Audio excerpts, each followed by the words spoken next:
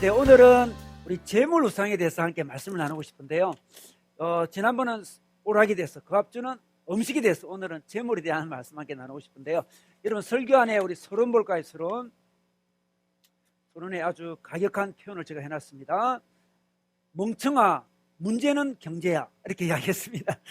이 말이 아주 유명한 말이에요. 아주 유명한 말인데 혹시 누가 이 말을 한지 아세요?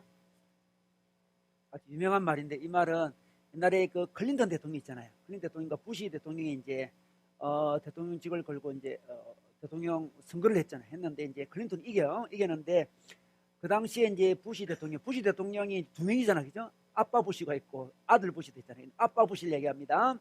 이제 그 당시에 그 부시 대통령이 굉장히 인기가 하늘을 치솟았습니다. 왜냐 그러면 그 당시 이제 소련이 무너지고 냉전 체제가 이제 종식이 된 거죠. 그리고 걸프 전쟁에서 승리를 해요. 그래서 막 인기가 하늘을 솟아오르고 있는 상황에서 클린턴이 도전을 한 게 된 거예요. 지금 클린턴이 어떻게 이길지 궁리를 하다가 여러 참모들이 다양한 아이디어를 냈습니다.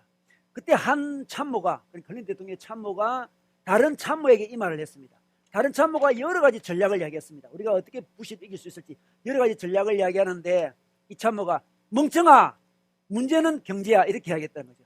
경제 문제를 들고 나와야만 이길 수 있다고 주장한 거죠.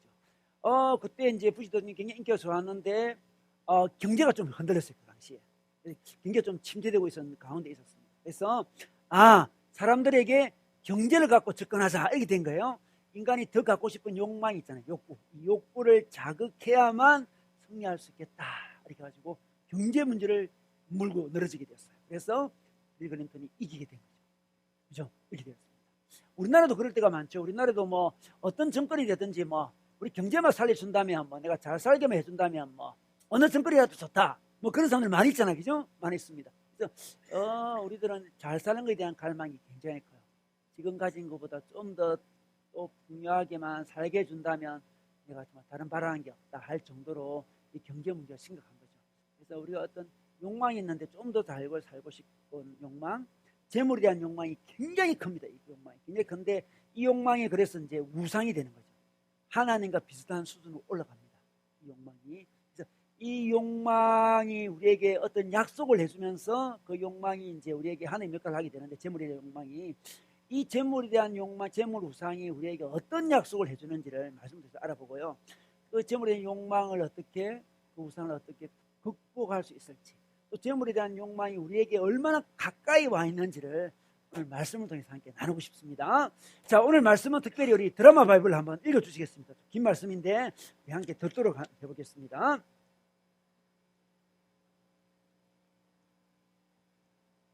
무리 중에 한 사람이 이르되, 선생님, 내 형을 명하여 유산을 나와 나누게 하소서. 이 사람아, 누가 나를 너희의 재판장이나 물건 나누는 자로 세웠느냐 하시고 그들에게 이르시되, 삼가 모든 탐심을 물리치라. 사람의 생명이 그 소유의 넉넉한 데에 있지 아니하니라. 또 비유로 그들에게 말하여 이르시되, 한 부자가 그 밭에 소출이 풍성하매 심중에 생각하여 이르되, 내가 곡식 쌓아둘 곳이 없으니 어찌할까 하고, 또 이르되, 내가 이렇게 하리라. 내 곡간을 헐고 더 크게 짓고 내 모든 곡식과 물건을 거기 쌓아두리라. 또 내가 내 영혼에게 이르되, 영혼아, 여러 해 쓸 물건을 많이 쌓아두었으니 평안히 쉬고 먹고 마시고 즐거워하자 하리라 하되, 하나님은 이르시되, 어리석은 자여, 오늘 밤에 내 영혼을 도로 찾으리니 그러면 내 준비한 것이 누구의 것이 되겠느냐 하셨으니, 자기를 위하여 재물을 쌓아두고 하나님께 대하여 부요하지 못한 자가 이와 같으니라. 또 제자들에게 이르시되, 그러므로 내가 너희에게 이르노니, 너희 목숨을 위하여 무엇을 먹을까, 몸을 위하여 무엇을 입을까 염려하지 말라. 목숨이 음식보다 중하고 몸이 의복보다 중하니라. 까마귀를 생각하라. 심지도 아니하고 거두지도 아니하며 골방도 없고 창고도 없으되 하나님이 기르시나니 너희는 새보다 얼마나 더 귀하냐.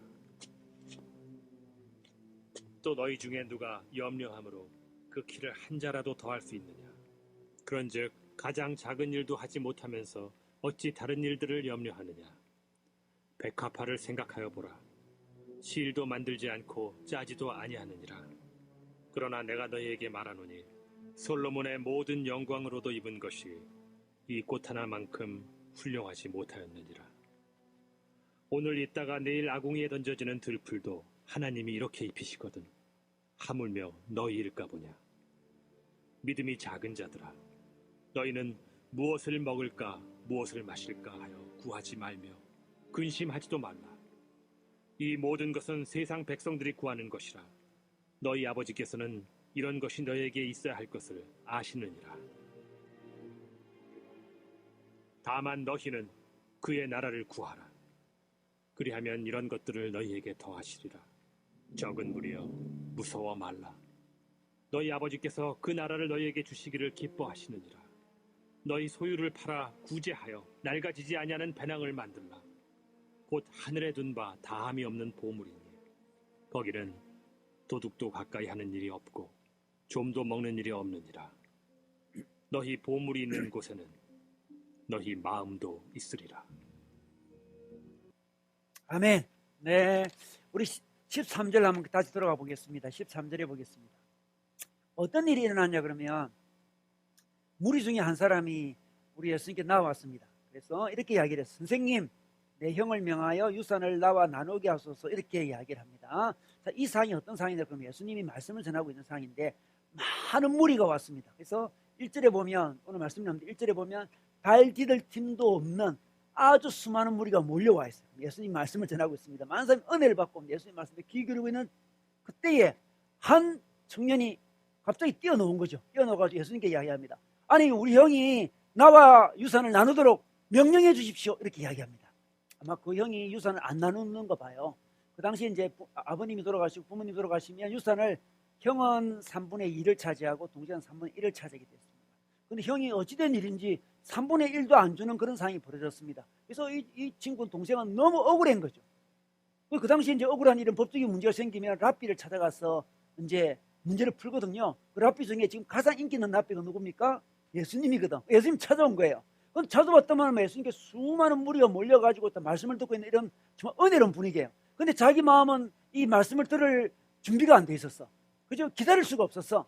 그 말씀을 듣고 있는 그 순간에 쫓아나와가지고 다짜고짜로 말을 하는 거죠. 예수님, 우리 형에게 명해서 유산을 나누게 해주십시오, 이렇게 이야기를 해요. 그때 예수님이 어떻게 답변합니까? 14절에 보겠습니다. 이렇게 답변해요. 이르시되 이 사람아, 누가 나를 너희의 재판장이나 물건 나누는 자로 세웠느냐, 이렇게 이야기합니다. 아니 랍비가 이거 도와줘야 되는데 나 재판장은 물건 나누는 자 아니다, 이렇게 이 말이죠. 좀 섭섭한 말씀을 하세요. 예수님이 왜 섭섭한 말씀을 하시나? 예수님은 사법 정의에 대해서 관심이 없으시나? 사법 정의에 관심이 없는가요? 사법 정의를 세우지 말자, 이런 말을 절대 안 해요. 근데 예수님이 볼 때 이 청년은 가만히 보니까 지금 3분의 1을 받는다 할지라도 마음속에 어떤 큰 문제가 있는 거예요. 더 심각한 문제가 마음에 있는 거예요. 그 문제를 해결해 주고 싶은 거예요. 3분의 1을 받았다 해서 이 인생이 행복해지지 않는다는 걸 예수님이 아셨습니다. 너에게 있는 더 큰 문제를 해결해 주고 싶은 거죠. 그 사법 정의를 안 세우겠다, 이 말이 절대 아닙니다. 사법 정의는 세워야 되겠죠. 그런데 이 친구를 가만히 보니까 이 친구 마음에 뭐가 있습니까? 15절에 보겠습니다. 그들에게 이르시되 상과 모든 탐심을 물리치라, 이렇게 이야기합니다. 사람의 생명이 그 수에 넉넉한 데 있지 아니하니라, 이렇게 이야기합니다. 탐심을 물려쳐, 이렇게 이야기하는 거죠. 아니 우리 형에게 유산 좀 나누라 해주십시오, 이렇게 이야기했는데, 야, 너 속에 있는 탐심을 물려쳐, 그 탐욕, 특히 재물에 대한 탐욕을 물리쳐, 이렇게 이야기합니다. 놀랄 이야기죠. 그래 놓고선 이 청년에게만 이야기하지 않고 어떻게 이야기합니까? 그들에게 이르시되, 15절에 옆에 있는 사람도 괜히 욕들을 묻게 됐습니다. 열심히 말씀 듣고 있는데 너희들도 다 똑같아. 너희들도 마음에 있는 탐심을 물리쳐, 이렇게 이야기하는 거죠. 예수님이 볼 때 이 탐심의 문제가 인간에게 심각한 문제라고 봤고, 여기 있는 모든 사람들이 다 그 탐심의 문제에 젖어 있다고 보게 된 거죠. 탐심의 문제. 이런 탐욕, 탐심 이야기하면 어떤 사람들은 막 구두쇠 영감, 그런 사람이나 뭐 탐욕이 있지, 나 같은 사람이 있겠나 싶은데 예수님 보기엔 안 그래요. 우리 모두가 탐욕, 재물에 대한 탐욕에 물들어 있어요. 자기는 잘 안 그런 것 같죠, 여러분? 우리 모두가 물들어 있습니다. 우리 그 은밀해서 잘 모르는 거예요, 저희가. 우리 팀켈러 목사님이나 유명 목사님 계신데, 그분이 이제 인간의 7가지 죄악에 대한 말씀을 전했대요. 말씀을 전했는데 예를 들어서 엄란에 대한 말씀도 전하고, 교만에 대한 말씀도 전하고, 우리 지난번에 했던 어떤 탐식 있잖아요. 음식을 탐하는 말씀 전했는데, 그 중에 이제 이게 탐욕, 재물에 대한 탐욕의 말씀을 전할 때 사람들이 가장 적게 모였대요. 사람들이 자기 문제가 아니라고 생각하는 거죠. 그죠? 우리 저도 목회자지만 이렇게 상담을 받다 보면, 아유, 목사님, 제가 요즘 굉장히 엄난해요. 힘들어 죽겠어요. 이런 상담은 많이 받아요. 또 제가 식탐이 너무 많아요. 이런 상담도 많고요. 내가 너무 교만해. 이런 상담도 많은데 제가 물질에 대한 욕망이 너무 커요. 이런 상담은 별로 없어요. 물질에 너무 욕망이 너무 커가지고요. 나도 힘들게 하고 주위 사람도 굉장히 힘들게 합니다. 저는 왜 물질에 대한 이 탐욕이 이렇게 클까요? 이런 상담은 잘 하지 않습니다. 왜냐하면 모르니까 사람들이. 예수님은 너희들 마음속에 있는 탐심을 물리쳐라 했는데 우리는 자기가 그런 자인지 잘 몰라요. 그죠? 다른 욕망들은 표시가 잘 나는데 물질에 대한 욕망은 표시가 잘 안 나요. 참 놀랍습니다. 표시가 잘 안 나요. 예를 들어서 있잖아요. 우리가 이제 어떤 욕망을 품을 수 있는데 어떤 욕망들은 쉽게 이게 가능치 않다는 것을 금방 알아챕니다. 예를 들어서 뭐 아이돌이 되자 이런 거 있잖아요. 여러분 나이쯤 되면 이제 안 된다는 걸 알고 있죠. 아직도 된다고 생각하고 있나요? 정신 차리세요, 여러분. 그러니까 한 20살 되면 안 된다는 걸 알고 20살도 늦었어. 안 되는 거예요, 그죠? 뭐 어떤 스포츠 스타 될 수 있을까요? 스포츠 스타. 김연아 같은 스타가 여러분들 끝났어요, 제가 볼 때는. 거의 끝난 거예요. 안 되는 거예요. 그죠? 연예인도 좀 끝났죠. 지금 연예인 되기 좀 여러분 늦었죠, 여러분. 연예인 되기 좀 늦은 것 같아요, 제가 볼 때는. 늦었습니다. 권력을 쟁취하는 것도 벌써 느낌이 다르죠. 여러분 요즘에 뭐 대통령 꿈꾸는 사람 있습니까? 권력도 많이 이제 금방 알게 돼요. 그런데 부자가 되는 것은 나이가 들어도 꿈꾸고 있어요. 그죠? 부자가 되는 거 하나만큼은 물욕만큼은 우리가 언제든지 늘 살아있는 것 같아요. 그래서 안 되면 요즘에 노력해서 좀 안 되는 시대잖아요. 요즘에 안 되면 어떻게 합니까? 복권이라도 사가지고 부자가 되고 싶어요. 그죠? 로또 복권이 나왔을 때 제가 이제 그때 전도사 시절이었는데 우리 청년 친구들이 다 샀어요. 우리 청년부 담당했는데 제가 그때 분위기가 막 다 사는 분위기가 됐어요. 일제히 다 사는 분위기. 그때 특히 2003년도 전국에 휘몰아치는 그 로또의 열기. 한 번은 그게 이제 1등이 안 나오면 계속 이게 누적되잖아요. 누적. 그래가지고 700억까지 간 적이 있어요. 그 당시에. 그래가지고 그때 국민 중에 1200만이 로또를 샀어요. 4분의 1이 로또를 사게 되고. 저는 안 샀습니다. 저는 그런 거 딱 알거든요. 제가 로또 700억이 되면 아무래도 목회 못할 것만 같았어. 안 돼. 저는 자신 없어. 관리할 자신이 없어. 700억 제가 관리할 자신이 없어. 타락할 것 같아. 그래서 우리 애들한테 얘기했어요. 나 전도사 나보다 믿음 좋은 애들은 로또 사라 그랬어요. 근데 다 내보다 믿음 좋다 그러더라고. 우와, 다 믿음, 내가 믿음 제일 나빴어. 다 샀어. 자기는 관리할 수 있대. 관리할 수 있대. 우리 모두의 욕망이에요. 재물에 대한 욕망. 그죠? 나이 들어도 그건 어쩔 수 없어요. 로또 복권 그 선전할 때 보면 있잖아요. 그걸 로또 복권의 수익금을 가지고 뭐 사회사업도 한다고 막 선전하잖아요. 여러분, 그렇지 않습니다. 사회사업 한다고 하는데 사회사업은 부자들이 돈을 갖고 사회사업을 해야지 로또를 사는 사람들 대부분 가난한 사람들이에요.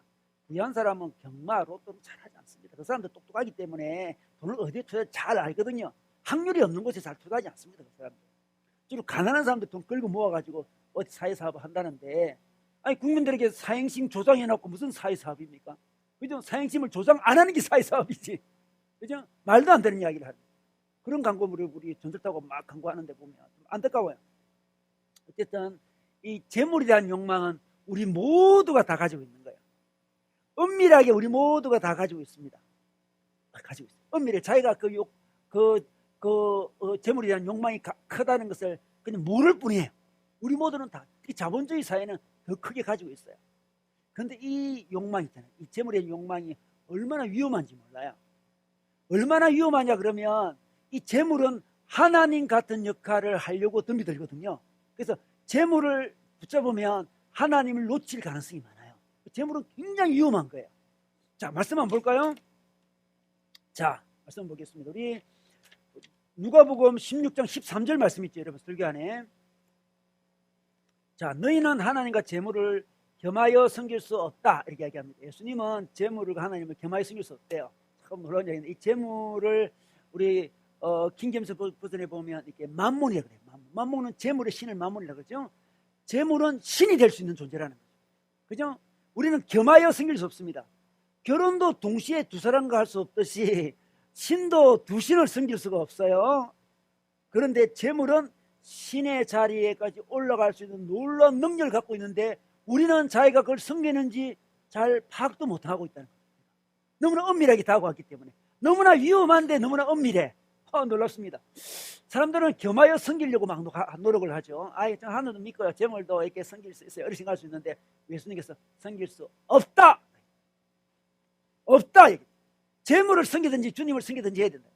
두 가지를 다 섬길 수 없다고 이야기합니다. 오, 놀랍습니다. 더 위험한 것도 이야기하겠습니다. 더 위험한 거 마태복음 19장 24절 볼까요? 이거 다 같이 읽어볼까요? 다시 너희에게 말하노니. 자, 읽겠습니다. 시작.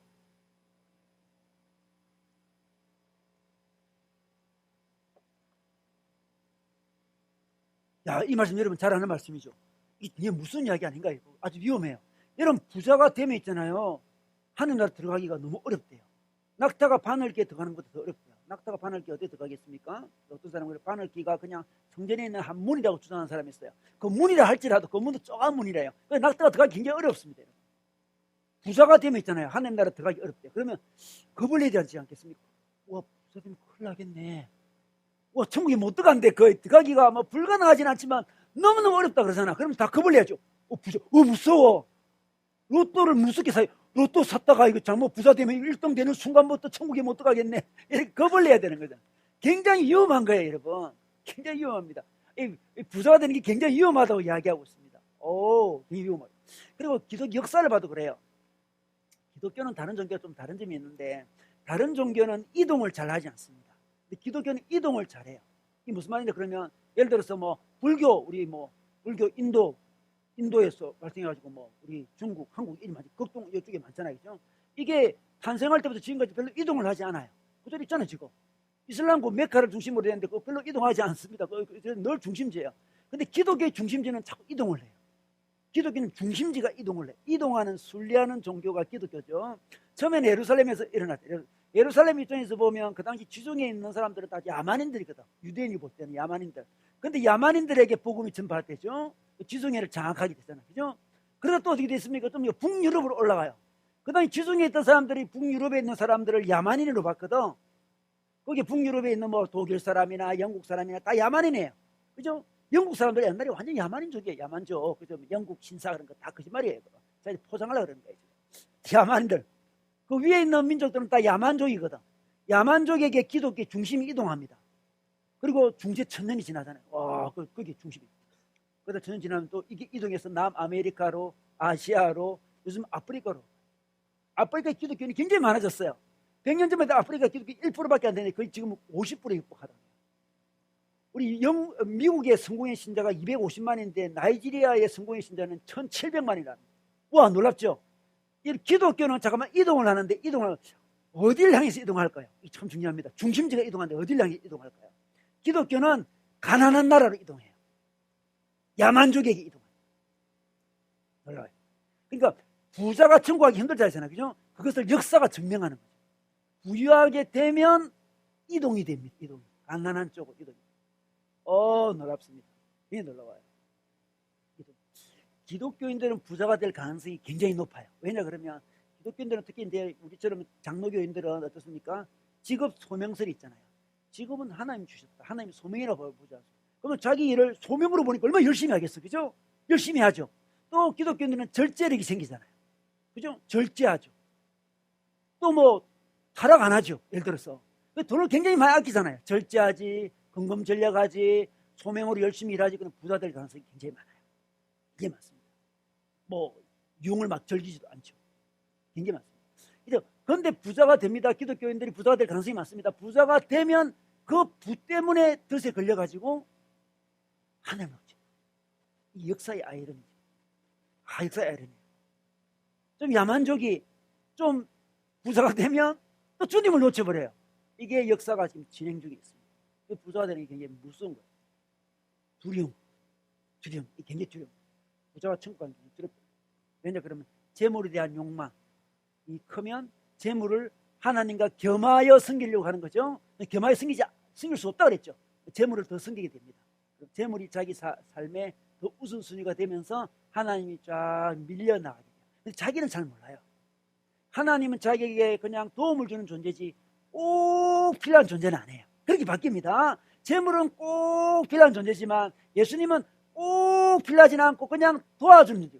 그 예배 놓는 자세를 봐도 예배도 꼭 놓지 않아도 돼요.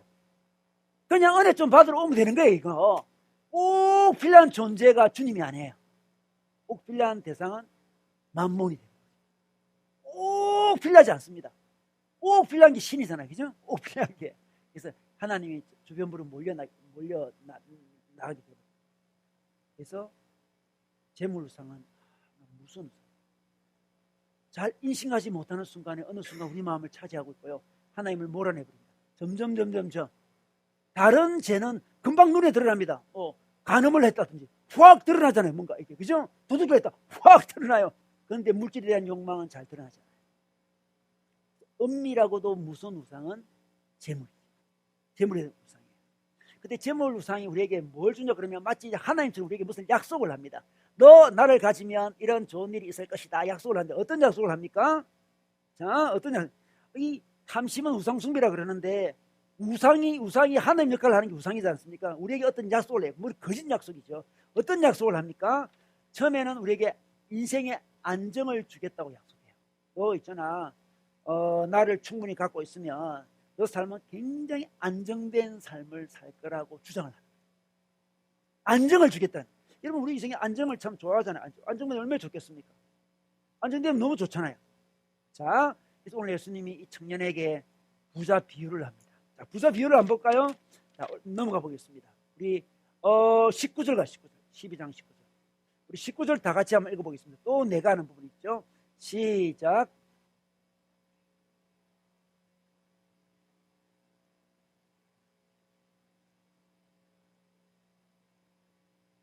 여기서 편안히 쉬고 이 말이 중요합니다. 편안히 쉬고. 편안히 쉰다는 것은 편안하다, 안정되다는 거잖아요. 그죠? 아마 지금까지 이 부자가 그렇게 편안히 못 쉬었던 것 같아요. 지금은 지금 수확이 많아져가지고 지금 큰 곡간을 만들어가지고 곡식을 쌓아두었으니 이제 평안히 쉬자. 자, 곡식이 많은 물질이 내게 평안을 준다고 부자가 생각하고 있는 거죠, 지금. 근데 이 부자는 제 생각에는 이전에도 좀 부자였을 것 같아요. 좀 부자였습니다. 근데도 평안히 잘 못 쉬었어, 아직 편안히 쉴 단계는 아니었어. 근데 요번에 좀 많이 벌었어. 이제 편안히 쉴 수 있다고 생각하는 거죠. 자, 물질이 우리에게 삶의 안정을 준다고 물질 우상이 우리에게 약속합니다. 직장에 문제가 생길 수도 있습니다. 건강이 나빠질 수도 있습니다. 뜻밖의 재난을 당할 수도 있는데 그 모든 일도 충분히 쌓아놓기만 하면 우리는 편안히 쉴 수 있다고 재물우상이 주장을 해요. 그런데 가만히 보십시오, 여러분. 그 재물이 우리에게 어떤 상황에도 우리에게 안정을 줍니까? 안정을? 그리고 생각해 보세요. 우리나라에서 가장 재물이 많은 사람, 돈이 많은 사람이 있어요, 지금. 내가 누구라고 이야기는 안 하겠습니다. 가장 돈이 많은 사람이 지금 병원에 입원해 계세요. 그 병원 입원해가지고 지금 의식이 없는 상태에 있잖아요. 지금 그분이. 의식이 없는 상태에 있어요. 그분이. 우리나라에서 제일 부자라니까요. 그 많은 재물이 자기의 건강을 지켜주지 못했어요. 그죠? 그 많은 재물이. 그의 사랑하는 딸이 있었잖아요. 사랑하는 딸이 있잖아요. 너무너무 이뻐했대, 딸을. 그 딸이 자살을 했어요. 그 많은 재물이 자기 사랑하는 딸이 자살하는 것을 막아주지 못했어요. 재물은 한계가 있죠, 지금. 그죠? 재물 한계가 있는 거예요.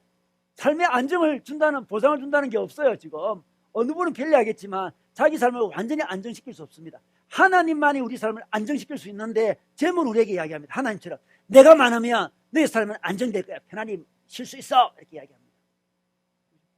근데 자기 딸이 자살하는 걸 막지도 못했는데 그것이 큰 재난이 어디 있습니까? 사랑하는 딸이 자살했다니까 지금. 자기 몸의 병을 자기가 돈으로 다스리지 못해요. 돈이 불안한 거죠. 근데 돈은 우리에게 너의 삶을 안정시켜 줄 것이라고 이야기합니다. 근데 안정시켜 줄 것이라는 이야기를 너무 강하게 하기 때문에 여러분 겸하여 숨길 수 없다 그러죠. 재물이 나를 안정시켜 주겠다고 정말 믿으면 하나님을 점점 몰아낼 가능성이 많아요. 우리 인간은 그런 존재예요. 내가 안정됐으니까 굳이 우리 주님께 매일 기도할 필요가 없겠네 하는 생각이 든다는 거예요. 실제로 그런 데요. 자, 우리 잠언 말씀 한번 보겠습니다. 잠언. 우리 잘 아는 잠언 말씀인데 8장 우리 3장 8절에서 9절 말씀. 곧 헛된 것과 이거 있죠? 다 같이 읽어보겠습니다. 시작.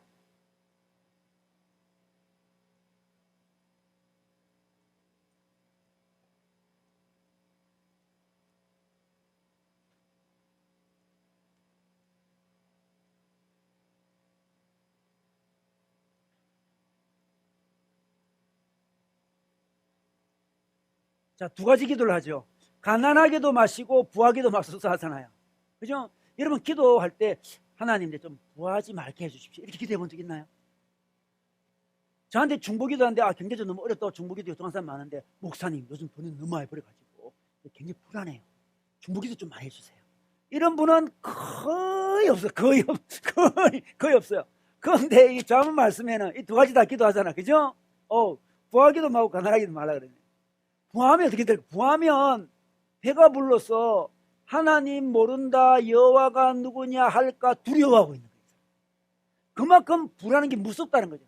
그죠? 우리가 하나님이 우리를 지켜주시는데 부유해지면 착각이 든다는 거죠. 부가 나를 지켜준다고 착각이 들게 한 다음에 나 하나님 몰라요 이렇게 될까봐 심히 두려워하는 거예요. 나 하나님 몰라요. 하나님 누굴까? 뭐 말은 하지 않을 수 있어. 마음속으로. 그지? 마음속으로. 이런 걸 말하지는 잘 않아요, 사람들이. 마음속으로. 저는 느낌이 알잖아. 저 친구는 지금 재물을 하나님보다 더 앞서고 있고, 재물을 더 의지하고 있구나. 느낌이 오잖아요, 저 사람. 재물을 더 의지하고 있구나.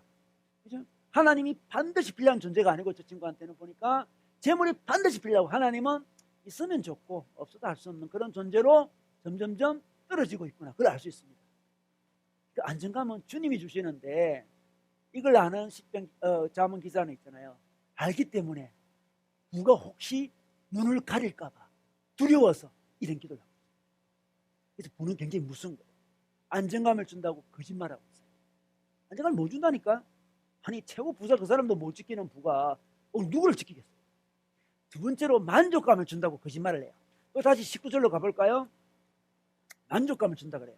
우리는 또 만족하기 원하잖아요. 그죠? 19절에 보니까 먹고 마시고 즐거워하자. 즐거워하자. 만족을 얘기해요. 즐거워하자. 돈이 많으면 굉장히 막 엄청 즐거울 거라 생각을 하는 거죠. 여러분, 우리가 이제 가난할 때는 예를 들어서 뭐 한 1년 수입이 한 2만 달러 이하다. 그러면 좀 불편하잖아요. 불편할 수 있습니다. 근데 2만 달러쯤 되면 이제 좀 살만하잖아요. 그죠? 2만 달러 되기 전까지는 불편해요. 좀 불편하고 2만 달러쯤 되면 일단은 약간 행복해져요. 그죠? 그러니까 좀 먹고 많고 먹을 수 있고 자는 집도 있고 예를 들어서 뭐 생활에 큰 불편함이 없어요. 그런데 2만 달러에서 10만 달러로 수입이 늘었다. 예를 들어서 5배 늘면 5배 기쁠까요? 5배 만족스러울까요? 그렇지 않습니다.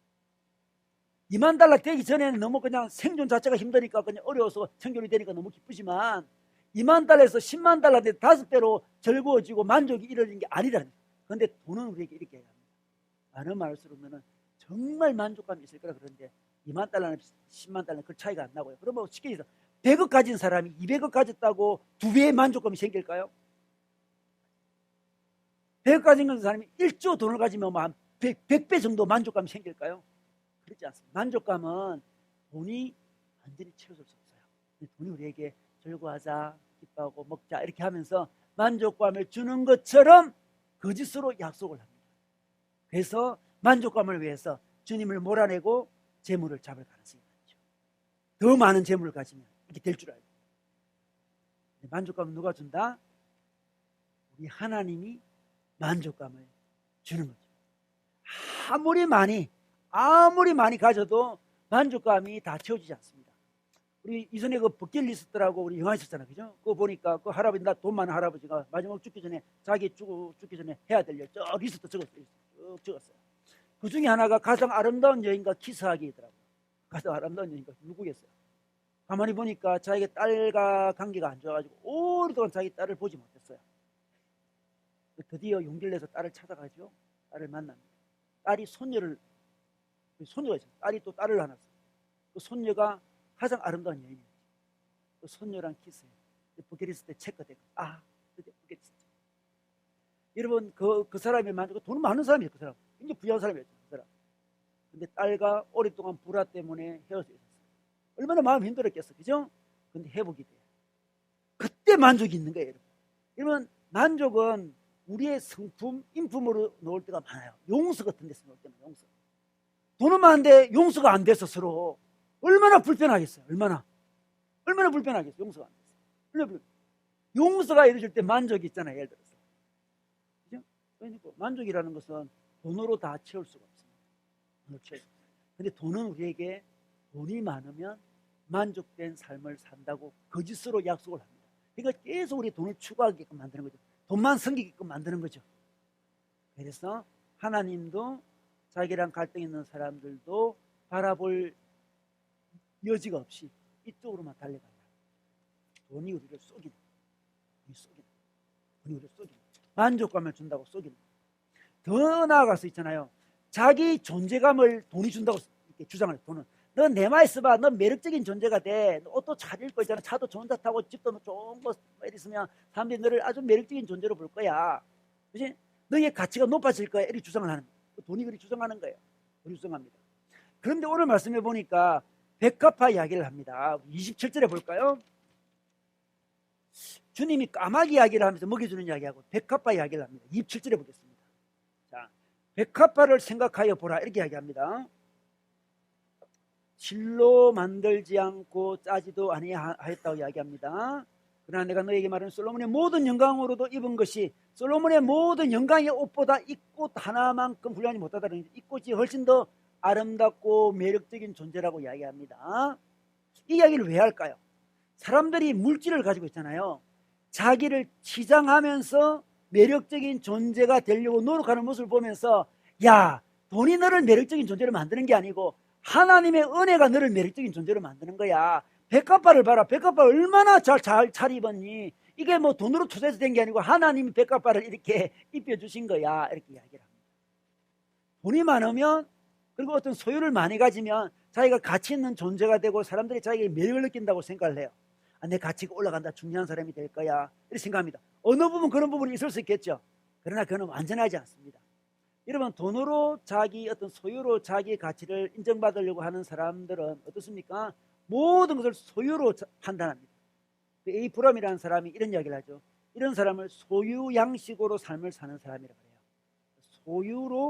소유 양식으로 자기 삶을 치장하면서 사는 사람이죠. 내가 무슨 차를 타는지, 무슨 집에 사는지, 어떤 동네에 사는지. 우리나라는 또 어떤 동네에 살기 중요하잖아요. 신림동 산다 그러면 뭔가 자녀 교육이 잘 안 되겠네 이런 분위기예요. 신림동 자녀 교육이 잘 안 되겠네. 우리 아들 동신여기 초등학교 신림초등학교라고 아주 신림초등학교 가서 깜짝 놀랐어요. 한 80년대 초등학교가 됐습니다. 보니까 굉장히 낡았더라고 이 신림초등학교가. 깜짝 놀랐는데 신림초등학교. 우리 첫째 아들은 저기 동신초등학교라고 저 보문동에 구석에 있어요. 이 신림초등학교보다 더 심한 초등학교가 있더라고요. 이런 초등학교가 정말 서울에 있나 싶어요. 이렇게. 혹시 아직 초등학교 선생님 아세요? 그 동신초등학교 깜짝 놀랐어요. 무슨 이런 초등학교가 있나. 그 이전에는 제가 신남성 초등학교라고 우리 사당동에 살았거든. 그나마 신남성 초등학교는 굉장히 잘 나가는 초등학교더라고 보니까 그 깜짝 놀랐어요. 동네가 굉장히 중요하죠. 이 학군이 얼마나 중요하면 학군. 어느 동네 사냐 이거 굉장히 중요한 거예요. 자, 어느 동네 사냐, 무슨 차를 뭐냐, 어떤 집에 사냐, 그런 거로 자기 소유로 자기 존재를 드러내면 살아가는 사람들의 양식을 소유 양식이라고 그러는데, 그렇게 살면 사람들이 자기를 굉장히 매력적인 존재로 생각할 줄 모르지만 뭐 어떤 부분에 그렇게 할 수 있겠죠. 그러나 그렇지 않습니다. 소유로 자기를 살아가는 사람은 다른 사람과 관계를 맺을 때도 소유로 바라보게 되는 거예요. 그 사람이 얼마나 가졌느냐 그걸 바라봅니다. 그리고 그 사람의 관계를 맺을 때도 우정으로 관계를 맺지 않고 동맹관계 뭔지 알죠, 여러분? 동맹이 됩니다. 아, 저 사람의 소유, 저 사람을 판단합니다. 자기도 소유로 자기를 판단하고 저 사람도 판단합니다. 저 사람과 관계를 맺으면 내 소유가 늘어나겠다. 그러면 내가 또 빛이 나겠다. 자기 가치가 높아지겠다고 생각하면서 맺으니까 동맹이죠, 동맹. 진정한 우정이 아니에요. 국제 외교가 다 동맹이잖아, 그죠? 국제 외교는 우승이 아니에요. 우리는 혈맹이다. 그건 다 거짓말이에요. 혈맹은 무슨 혈맹입니까? 다 자기 이익을 따라서 동맹을 맺다 깨졌다 이렇게 반복하는 거예요. 예를 들어 우리나라와 대만이 옛날에 얼마나 가까운지 몰라요. 함께 공산주의를 이겨내자고 얼마나 가까운지 모릅니다.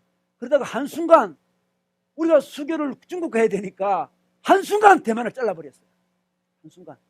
대만 사람들 우리나라 사람한테 굉장히 상처 많이 받았어요. 그런데 국제 질서가 어쩔 수 없었어요. 외교. 어쩔 수 없는 거예요. 뭐라 그러겠어요. 어쩔 수 없어요. 중국이란 큰 시장을 우리가 포기할 수 없으니까 중국이란 큰 힘에 우리가 어쩔 수 없는 거예요. 그렇게 국제 정세는 그렇게 돌아가고 국제 외교는 그렇게 돌아가는데 인간관계도 그렇게 돌아갑니다. 동맹으로. 아니 우승이 아니고 동맹으로 들어갑니다.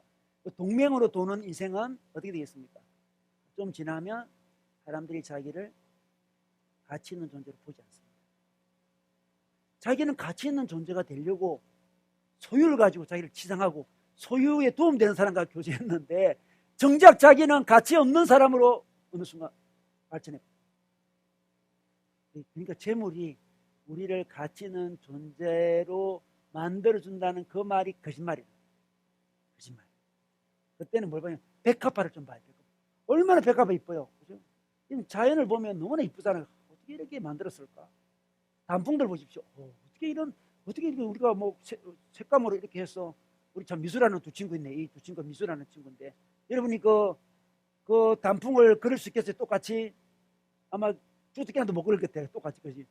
하나님이 그린 거거든요. 그죠? 아무리 물감을 엄청 투자해가지고 뭐 하나들 물감도 우리나라에 별로 없는 거고 저희 아내가 또 그리는 거 좋아해가지고 물감이 우리나라에 없다고 있잖아요. 미국에서 사오라고 막 난리예요. 난리. 미국에서. 미국이 왜 거기 있는지 모르겠네.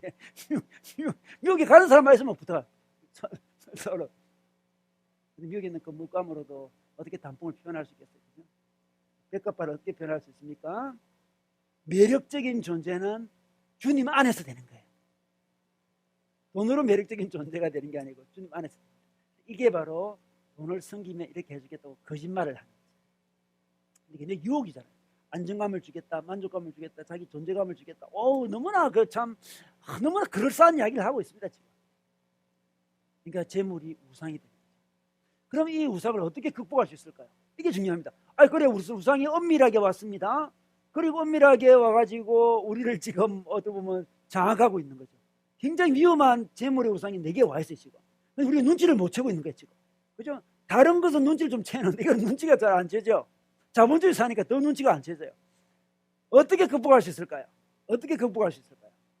일단은 자기가 재물에 이렇게 우상에 물들었다는 것을 알 수 있는 것은 존재감이나 만족감이나 어떤 안정감을 그를 통해서 누리려고 하는 자세가 벌써 우상에 지금 넘어가 있다는 걸 이야기하는 거고, 반대로 있잖아요. 또 우상에 사로잡혀 있다는 것, 재물에 사로잡혀 있는 것을 염려하는 거예요. 오늘 염려하지 말라는 거예요. 염려를 많이 하는 사람은 우상이 잡혀 있는 거예요 지금. 그래서 오늘 예수님이 까마귀를 봐라 그러잖아요. 그죠? 염려하지만 내가 다 먹인다 그러잖아요. 염려하는 거와 재물을 통해서 존재감과 만족감을 얻으려고 하는 것은 다 같은 거예요. 다 같은 겁니다. 이것을 어떻게 극복할 수 있을까요? 어떻게 극복할 수 있을까요? 자, 우리 극복하는 길을 한번 보겠습니다. 자, 우리 21절 볼까요? 21절. 21절 한번 볼까요? 21절 자기를 위하여 하는 부분 있죠? 이거 다 같이 읽어보겠습니다. 시작.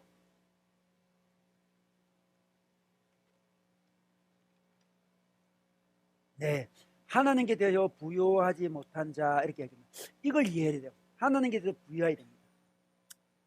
하나님께 대해서는 인색한 사람이 있어요. 자기 재물 쌓는 데는 온 정성을 다하는데 하나님께서는 인색해. 큐티도 인색하게 하고 예배도 인색하게 하고 있잖아요. 헌금도 인색하게 하고 막 하나님께서는 막 잘 생각 안 하려고 그래. 이렇다고 이야기합니다. 그러면 하나님께 부요해지면 있잖아요. 참 놀라요. 하나님께 우리가 마음을 열고 하나님께 인색하게 부요해지면 하나님의 부요가 우리에게 또 옵니다. 이 참 놀랍습니다. 그래서 하나님이 주시는 부요함으로 살아가면 재물의 우상에 넘어가지 않는다는 거예요. 문제는 재물의 우상을 자기 힘으로 이겨내려고 그러지 마세요. 인간은 원래 만족감과 안정감을 추구할 수밖에 없는 존재잖아요. 그죠? 나 돈이 없어도 안정해. 돈이 없어도 내가 뭐 만족해. 돈이 없어도 내 존재는 의미가 있어. 이렇게 이야기하는 사람은 가도하게 자기를 믿는 것이고 도닦는 사람들이 하는 거예요.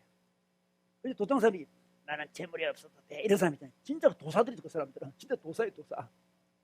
그럼 불교에서 하는 이야기고 그건 가능치도 않는 이야기고 대신에 부유함을 가지고 이 부유함은 우리가 하나님께 부유해지면 인색하지 않고 부유해지면 하나님 부유가 우리한테 쏙 들어옵니다.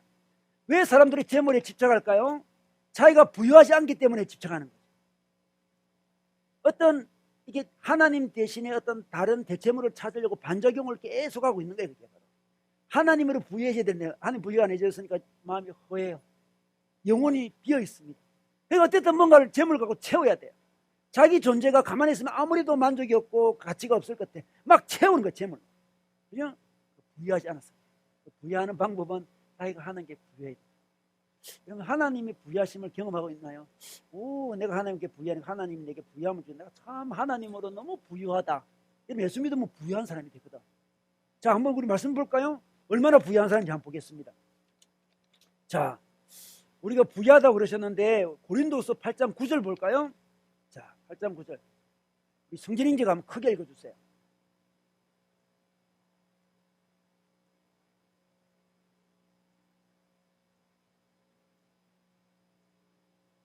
예, 여러분 우리 예수 믿으면 부유하게 하려 하심이라 그랬잖아요. 부유하게 되겠죠, 당연히. 아, 예수를 믿는데 가난하다 말이 되겠습니까? 예수를 믿으면 너희를 부유하게 하려 하심이라 그랬는데 우리가 부유해진다니까요. 존재가 부유해진다니까요. 그러기 위해서 예수님이 오셨어요. 예수님이 원래 부유하신 분이잖아요, 그죠? 부유하신 이로서 원래 부유하신 그분이 우리를 위해서 가난하게 되셨어요. 지난주는 어떤 이야기 했습니까? 예수님이 원래 아름다운 분이신데 우리를 아름답게 하기 위해서 그분이 추한 모습으로 근무할 것이 없는 모습으로 오셨다 이야기했죠. 오늘은 예수님 원래 부유한 분인데 우리를 위해서 십자가를 지신 거예요. 그게 가난해지신 거죠. 우리를 부유하게 하기 위해서. 예수님의 사랑을 느끼게 되는 거예요. 예수님이 진짜 부유한 분인데 온 우주 만물이 다 주님 것인데 나를 위해서 가난한 자로 오셨구나. 예수님은 그랬잖아요. 자기는 여우도 굴인데 나는 집도 없다. 머리 둘 곳이 없다 했잖아요. 예수님은 너무나 가난한 분으로 오셨습니다. 왜? 우리를 부유케 하기 위해서. 이게 하나님의 사랑이에요. 이 사랑을 딱 만나면 예수님이 그렇게 부유하신 분이 나를 정말 부유하기 위해서 낳아주셨구나. 가난하게 주셨구나. 이 사랑이 절절히 자기한테 옵니다. 그런데 내가 부유하지 않아. 문제겠죠. 예수님의 사랑을 알면 내가 정말 부유한 존재네. 예수님 안에 만족감이 있네. 예수 안에 안정감도 있고 예수님 안에 존재감도 있는데 와 부유하다 내가. 그죠? 우리 부유하다 그랬잖아. 그죠? 이 만족감, 존재감, 안정감을 예수님께 받으니까 재물이 와서 유혹을 합니다. 내가 만족을 줄게. 그러면 어떻습니까? 웃기지 마라. 네가 뭐 그죠? 재물이 와가지고 내가 너에게 만족을 주리라. 야 웃기지 마라. 내가 너의 존재 가치를 높여주리라. 야 웃기지 마라. 이미 부유하니까. 근데 부유하지 않으면 그 말에 솔깃하는 거죠. 솔깃하는 거죠. 솔깃. 그래서 재물의 상을 섬기죠. 그래서 부유해야 돼요. 이 부유함은 예수님이 십자가에 돌아가심으로 우리가 얻게 된 거예요. 예수님이 십자가의 은혜는 우리 인생을 뒤집어 엎는 거예요. 예수님이 십자가의 은혜는 우리의 영혼만 구원하는 게 아니고 우리의 존재에게 부유함을 주시고 아름다움을 주시는 거예요. 예수 믿는데 자기가 부유한 느낌이 없어. 만족감이 없어. 그러면 신앙에 문제가 있는 거예요. 부유하다며 예수님. 성경 분명히 나오잖아요. 그죠? 예수님 나 너무 요즘에 부유해요. 별로 가진 거 없는 것 같은데 아유 아니에요. 존재가 얼마나 부유한데요. 저 안정감을 느껴요. 두렵지 않아요. 아이고 제가 뭐 가끔 뭐 염려가 되면 뭐 까마귀 쳐다보죠. 뭐 까마귀 보라며요. 까마귀 먹이시네. 매력적인 존재가 아닌 것 같아. 돈이 없어가지고. 그때는 뭘 봐라? 백합화를. 야 백합화도 매력적인 존재네. 백합화 보고 까마귀 보고 하니까 매력적인 존재가 되죠. 가치 있는 존재가 되죠. 안정된 존재, 만족이 부유하잖아요. 예수 믿는데 부유하지 못하다는 것은 기독교를 잘못 이해하고 근데 부유한 존재가 굉장히 부유해. 존재가 돈이 있고 없고는 하나님이 주신 어떤 은사 같은 거죠. 그 은사를 갖다고 뭐 좋은데 쓰라고 하나님이 돈을 많이 줄 수도 있죠. 안 줄 수도 있고. 그죠? 하나의 그것이 우리 인생을 부유하게 하는 게 아니에요.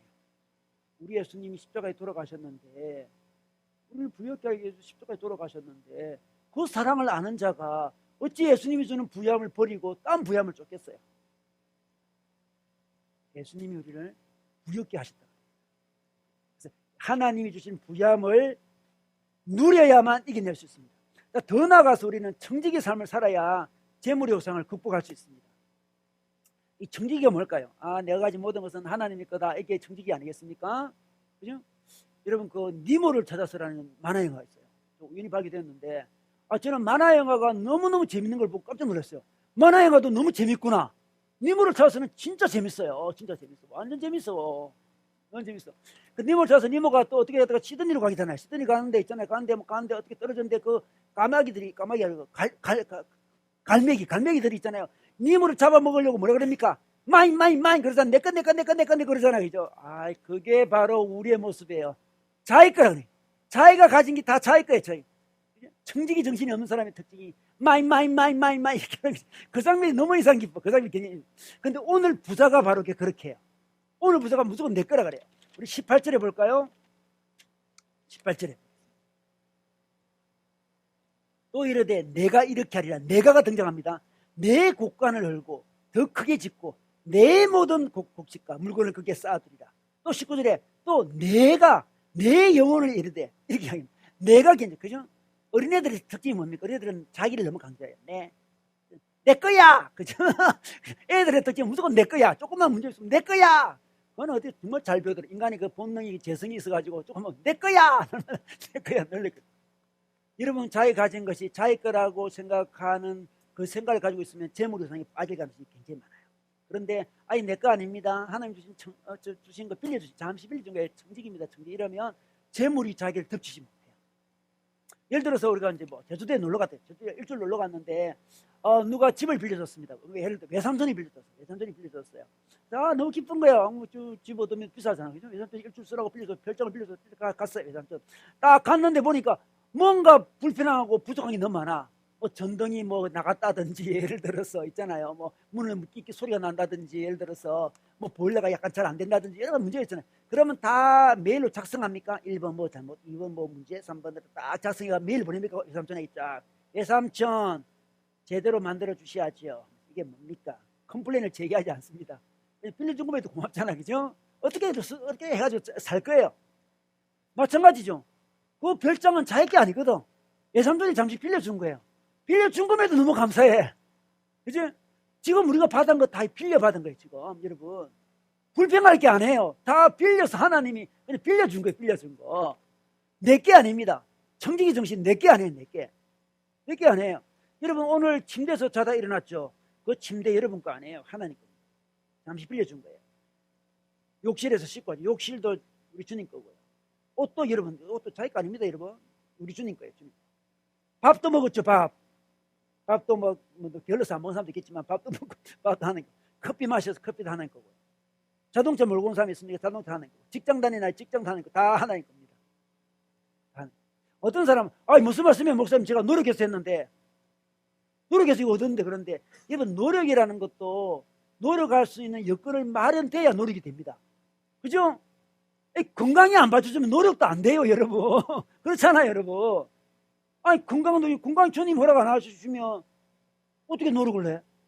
어떤 사람 공부 잘한 게 자기 노력이래. 근데 그건 웃겨. 공부 잘하려면 부모님이 공부할 수 있도록 받쳐줘야 되는 거야. 부모님 어릴 때 돌아가시고 지가 뭐 이렇게 소년 가정으로 살았으면 지가 먹고 어떻게 공부를 해? 그죠? 자기 건강 받쳐줘야 되지. 또 머리는 누가 줬어? 공부하려면 머리가 필요하거든, 이거. 지능이 필요해. 지능은 지가 노력해서 지능 받았나요? IQ 자기가 뭐 한 살 때부터 IQ 10 올리기 올렸나요? 지능도 다 받은 거지. 그죠? 건강도 받은 거지. 부모도 받은 거지. 모두 여건도 다 받았는데 어떻게 자기 노력한 거 조그만 그거 가지고 자기 거라고 주장합니까? 아니죠. 하나님 거라고 인정할 때 감사가 생기면서 청지기 마음이 생기면서 물질의 노예가 되지 않습니다. 물질 노상의 노예가 되지 않아요. 우리는. 자, 물질 노예가 안 된 사람의 특징은 뭡니까? 헌금을 하고 나눔이 일어납니다. 헌금이 뭘까요? 헌금이라는 것은 나는 청직입니다. 이걸 인정하는 게 헌금이잖아요. 하나님께 드립니다. 하나님. 저는 하나님 제가 헌금하는데 이 헌금은 제 모든 소유가 당신 겁니다. 인정하는 게 헌금하는 거죠. 그죠? 헌금은 기부가 아니에요, 여러분. 우리가 요즘에 기부금 영수증 끊어주잖아요. 기부라고 끊어주는 게 아니고 이제 법적으로 그러니까 할 수 없이 끊어주는 거예요. 그래서 어떤 목사님들이 기부금 영수증 끊어주지 말자 그래요. 오해한다고.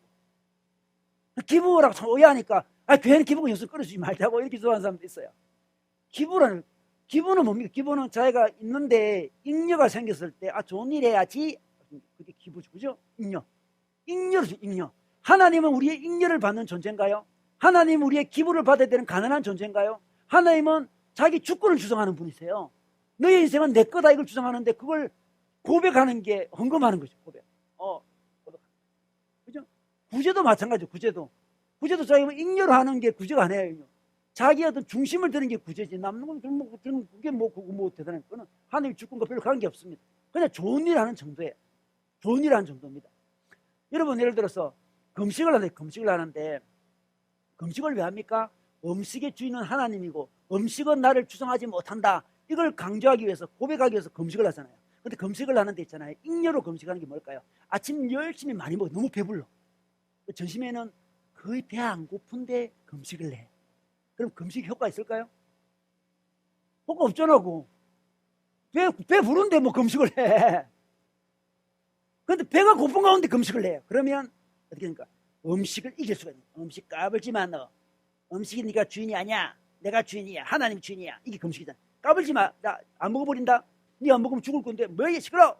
며칠 안 먹어도 이미 저축인 게 많아. 뭐 이렇게 자기 주인. 재물도 마찬가지. 재물도 잉여를 드린다는 것은 자기가 주인이잖아. 그죠? 자기 중심을 드리는 거죠. 헌금은 자기 중심을 드리는 거잖아. 중심을 드리면서 이것은 당신의 것입니다 하는 그 순간부터 우리는 어떻게 된다? 자유롭게. 재물의 자유. 그래서 오늘 말씀 33절에 볼까요? 자, 33절에 너의 소유를 팔아 구제하라 그러잖아요. 낡아지지 않는 배낭을, 하늘 배낭을 만들라. 하늘에 둔 바 담이 없는 보물이라 그래요. 하늘에 재물을 쌓는 거죠. 그게 헌금하는 거잖아요. 그게 바로 구제하는 거예요.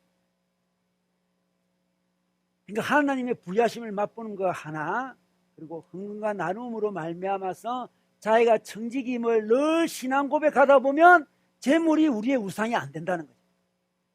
내버려두면 어느 순간 은밀하게 와서 재물이 우상이 돼버린다니까요. 그래서 이렇게 기독교 역사는 조금 가난한 대로 이동한다 했잖아요. 자기가 가져야 될 하나님 은혜가 이동이 됩니다. 가난한 쪽으로 이렇게. 내가 왜 은혜가 없지? 내 나라 은혜 참 많이 받은 것 같은데 우리 한국 교회가 왜 은혜가 많이 떨어졌을까? 왜 은혜가 없지? 가만히 보니까 주대심을 인정 안 해요. 주대심 인정 안 해요. 은혜가 없는. 주대심을 인정 안 하는데 은혜를 받는 것은 뭐 그게 가능한 일입니까? 예를 들어서 우리가 결혼하는 것은 어떤 서로의 이제 주대심을 인정하는 거잖아요. 나는 이제 당신의 소유입니다. 당신도 나의 소유입니다. 이제 나 몸과 마음은 내가 내 마음대로 사용하지 못합니다. 저는 배우자가 있는 사람입니다. 그래서 반지도 끼잖아요. 노예라는 거죠. 나는 내 마음대로 못합니다. 당신이 허락해야 이제 가게 뭐 숙박도 할 수 그렇게 합니다. 당신이 허락하지 너 만날 수도 없어요. 죽으면. 이제 당신이 나의 삶을 특히 이 순간에는 당신의 삶을 완전히 당신이 통제합니다. 인정하는 거죠. 그래야만 두 사람은 진정한 헌신과 사랑의 관계로 들어가는 거예요. 맛을 보는 거예요. 내가 누구에게 소속이 되어 있구나. 그 사람도 내게 소속이 되어 있구나. 서로에게 배타적인 관계가 되었구나. 다른 누구와 다른 특별한 두 사람의 관계다. 헌신이 없으면 그 관계 깊이 들어갈 수 없어요. 너는 뭐 마음껏 다른 남자 만나. 나도 다른 여자 마음껏 만날게 해서 만나면 깊이 있는 사랑이 안 돼. 사랑이 안 되겠죠, 당연히. 그죠? 하나님과 우리 사이도 마찬가지. 우리가 하나님의 주대심을 인정하지 않았는데 어떻게 하나님과 깊은 사랑이 되겠어요? 하나님 주대심 인정하지 않아요. 하나님은 잉여로 그냥 주는 그런 분이에요. 그냥 기부고 명수증 끌어달라. 기부금 정도 주는 거예요. 재물우상을 이기는 길은 청지기임을 기억하는 거예요. 그러니까 더 나아가서 자족해야 돼요. 자족. 이게 4번이라는데 3번입니다. 자족과 단순한 삶을 살아갈 때 우리는 재물의 우상을 극복할 수 있습니다. 자족이면 자족. 자, 우리 빌립보서 말씀 볼까요? 빌립보서 4장 11절에 13절 말씀. 유명한 말씀이죠. 다 같이 읽겠습니다. 시작. 아멘. 우리 내게 능력 주시는 자 안에서 내가 모든 일을 할 수 있느니라. 이 말씀만 딱 떼어내가지고 암송해가지고 그래 나는 예수 안에서 모든 걸 할 수 있다 이렇게 주장하면 안 됩니다. 대통령도 할 수 있고 막 김연아도 될 수 있고 막 된다 이런 게 아니에요. 자, 흐름을 보면 어떻습니까? 풍부에도 처하고 궁핍에 처할 줄 아는 그것을 행할 수 있다는 거예요. 하나님 우리 때대로 부유하게 해줄 수 있습니다. 부유에도 잘 우리 쳐야 돼요. 또 비전에도 잘 쳐야 되고 이 자족이 되면 됩니다. 자족이 됩니다. 하나님 요즘에 나를 비전에 처하게 하시네. 알겠습니다. 한번 연습 좀 하겠습니다. 연습이래, 연습. 이게 비결을 배워야 되잖아. 그죠? 천국 갔는데 이 비결 못 배우고 온 사람도 많이 있을지도 몰라. 그죠? 이거 비결 배우고 가야 돼. 비결 못 배웠어. 그죠? 비전에 처할 줄 몰라. 빈진을 처할 줄 몰라요. 자족하는 사람은 하나님이 허락하신 것을 만족하고 자족합니다. 근데 이 말은 오해하면 안 됩니다, 여러분. 오해할 수 있는데 하나님 내게 허락하는 상황이 있는데 자족하랍니다 해서 노력하지 않는다 그 말은 절대 안 해요. 절대 아닙니다, 여러분. 여러분 까마귀도 하나님 먹이셨지만 까마귀가 가만히 있었나요? 까마귀는 날아다니고 있잖아요. 까마귀는 아침마다 일찍 일어나가지고 깨어난 버린 사람도 힘들게 살았어요. 노력하지 않는 거. 그냥 기다리면 까마귀가 와서 먹여줄 것이다 이렇게 얘기하는 거, 그 특별한 사역자들이나 해당되는 거지 보통 해당되지 않습니다. 아, 까마귀가 올 걸 기다리자, 그죠? 그런 인생에 그냥 가끔씩 일어나는 일일 뿐이에요. 늘 까마귀 일일 때는 여러분이 그냥 평소에 그냥 정상적인 생활을 해서 먹고 사는 게 더 중요한 거예요. 열심히 노력하지 않는다 그 말이 아닙니다. 그러나 노력해도 안 되는 상황이 전개될 수 있어요. 뭐 누가 아프다든지 노력해도 안 되는 인생에 뭐 한계가 있잖아요. 우리 인생에, 그죠? 뭐 직장을 잃었다든지 건강을 잃었다든지 이런 뭐 어쩔 수 없는 상황이 있을 수 있습니다. 그때는 이제 비천에 처하는 연습을 하는 때라 생각합니다. 자족해야 됩니다. 불행한 사람은 자족하지 않는 사람이고요, 만족하는 사람은 자족하는 사람. 자족하는 사람. 자족하면 재물이 자기를 주장할 수 없습니다. 더 가지 된다고 주장하지 않으니까, 딱 보니까 눈치를 딱 보니까 하나님, 저는 돈을 더 벌 상이 아닙니다. 지금 능력도 아니고요. 그러면 이 상에서 제가 자족하지, 이런 순간에 재물은 우리에게 우상이 되지 못해요. 근데 우리는 그 마음, 자족한 마음이 끊임없이 조금만 더 가지, 조금 더 가지, 이 생각을 계속하면 할수록 물질이 우리를 점점 더 장악하면서 주님은 우리 인생에서 싹 물러가요. 예배도 물러가고 하나님에 대한 부유함도 물러가고 하는 게 굉장히 인색해지면서 이렇게 은혜가 메마른 그런 인생을 살게 됩니다. 자족해. 자족에 좀 더 나아가서 좀 단순한 삶을 사는 연습도 해야 돼요. 단순한 삶을 연습해야 됩니다. 여러분 로잔 대회라고 들어봤나요? 로잔 대회라고. 우리 스위스 로잔에서 우리 복음주의 지도자들이 모여가지고 한 번씩 대회를 해요. 놀라운 대회를 하는데, 자, 스위스 로잔에 대회를 할 때 한번 이런 생활 방식에 대해서 제안이 있었습니다. 지도자들이 모여가지고 아무리 봐도 이 서구의 기독교인들이 너무 잘 살고 또 가난한 또 기독교인 너무 많다. 이렇다면 우리가 좀 문제가 있다. 서구의 기독교인들이 좀 단순한 생활 방식을 해야 되겠다. 이렇게 이제 발표를 하게 됐습니다.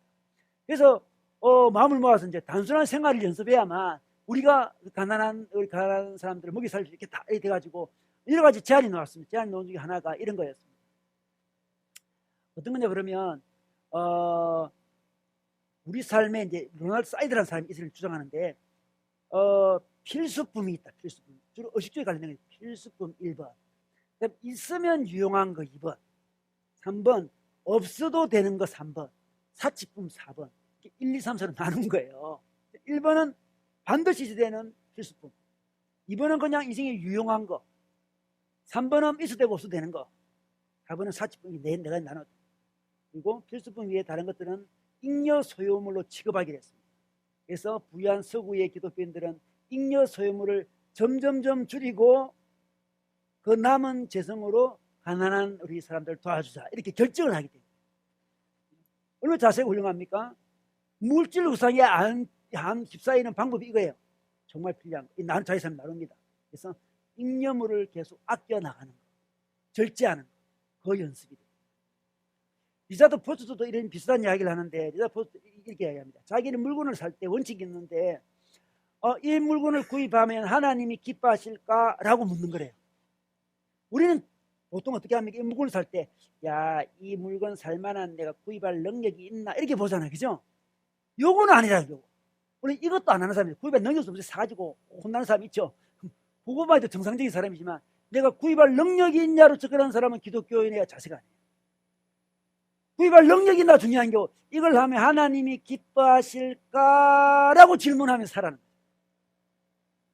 그래야 물질 우상을 이길 수 있어요. 내 능력이 좀 할 수 있지, 내 능력이야 뭐 이렇게 하면 안 된다는 거예요. 그죠? 능력 밖에 일을 하는 것은 진짜 어리석은 사람이고, 능력이 있더라도 하나님이 기뻐하실까라고 질문하면서 물건을 사야 된다는 거예요. 그래야 물질 우상을 극복할 수 있습니다. 하나님이 기뻐하실까? 하나님이 좋아하실까? 이게 꼭 필요한 것입니까? 이게 질문을 합니다. 질문. 그래서 단순한 삶을 연습합니다. 우리가 이제 어떤 수입이 있을 수 있어요. 수입이 예를 들어 자기가 500만 원인데, 500만 원인데, 자기가 수입이 500만 원인데 자기는 수입이 500만 원과 같은 친구가 있어요. 그 친구는 주님을 아직 알지 못해요. 그런데 이제 비교할 수 있습니다. 이 500만 원, 이 500만 원 비교할 수 있습니다. 그런데 같은 500만 원인데 이 친구가 쓰는 어떤 유용비라든지 어떤 사치품이라든지 꼭 필요하지 않는 어떤 것을 사는 어떤 비율이 있잖아요. 그죠? 그걸 똑같이 하면 우리는 재물의 우상을 이길 수가 없어요. 그 사람보다 낮아요. 당연히 낮아야 됩니다. 아니, 내 같은 지사이고 내 동료고 내 수준이야. 그 사람이 이런 거 다 사는 거 나도 사야 돼. 이게 아니라. 우리 낮을 수밖에 없어요. 궁금도 하죠. 구제도 하죠. 절제하죠. 낮을 수밖에 없어요. 만약에 자기 삶이 자기 동료랑 비교해서 낮지 않다면 여러분의 어떤 재물에 대한 부분은 아직도 연약한 거죠. 내 친구들 다 아는데요. 이게 중요한 게 아니에요. 우리 하나님이 기뻐하냐. 친구 다 한다 할지라도 나는 하나님의 주권을 인정하는 나는 그 친구보다 훨씬 더 어찌 보면 검소한 삶을 살아야만 사람을 도울 수 있다. 그게 물질우상을 이기는 거예요. 이 물질우상 그냥 뭐 이겨도 되고 안 이겨도 되는 그런 존재가 아닙니다. 우상이라면 우상. 이겨도 되고 없어 안 이겨도 되는 게 아니고 우상이라면 우상. 우상은 끝내 하나님 자리를 차지하고 하나님을 몰아낼 거예요. 우리 인생에서. 몰아낸다. 하나님을 몰아낸다. 지금 하나님 안 몰아내요. 아닙니다. 겸하여 섬길 수가 없습니다. 동시에 두 존재를 섬길 수가 없다니까요. 저는 능력이 있어 다 섬길 수 있습니다. 예수님이 섬길 수 없다 했습니다. 재물보다 하나님이 더 크게 자기 마음에 와 있습니까? 하나님이 필수적인 존재입니까? 하나님은 없으면 안 되는 절대적인 존재인가요? 하나님에 대해서 자기는 너무 부유한가요? 인색한가요? 하나님께서 너무 부유해요. 그래서 그 부유함을 느낄 수 있습니다. 예수님이 우리를 위해서 십자가에 돌아가시면서 우리를 부유하게 해주셨는데 예수님이 십자가의 그 사랑을 생각한다면 부유해지지 않을 수가 없는 거죠. 우리가 하는 게 부유하고 하나님도 우리에게 부유합니다. 놀랍죠. 이 부유함으로 재물의 우상을 극복할 수 있습니다. 재물은 그냥 내버려 두면 어느새 우리만 깊이 가서 우상이 되어 있습니다. 우리가 발견을 못했을 뿐이죠. 더 나가서 마인 내 거 이 생각을 내려놓아요. 빌려서 쓰는 거다. 빌려서 다 빌린 거예요. 지금 다 빌린 겁니다. 여러분은 이제 젊잖아요. 여러분 부모님들이 여러분을 바라볼 때 내 거라고 바라볼 때 여러분 정말 부담스럽죠.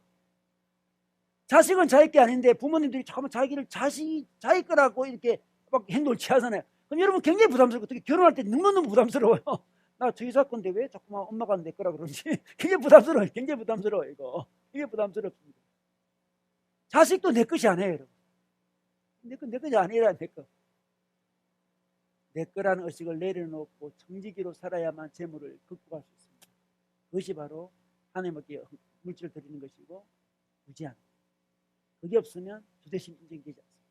더 나아가서 자족하고 좀 단순한 삶을 살아야 돼요. 이 자본주의 사회에서 단순한 삶을 산다는 건 굉장히 어려운 이야기예요. 같은 수준의 사람인데 좀 더 단순하게 산다는 건 굉장히 이게 신앙이 필요한 일이잖아요. 그죠? 그것을 해야만 이 엄청난 재물을 극복할 수 있어요. 재물이 보통이 아닙니다. 이게 쉽게 이길 수 있는 대상이 아니에요.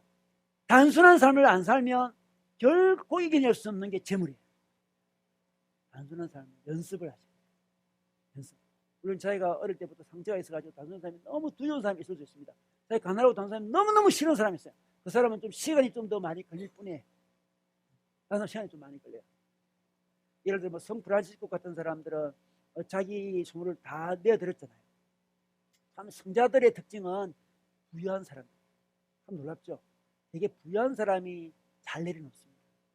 부유해봤거든. 가난한 사람은 성자가 되기 좀 어려워요. 결핍이 있거든요.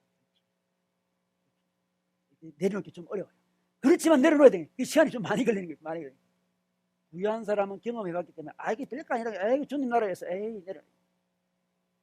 가난한 사람은 가난했던 사람은 결핍이 있다 보니까 내가 참 더 안 체험을 받아보니까 저거 체험 받으면 행복할 것 같다는 어떤 갈망들이 아직 남아있잖아요.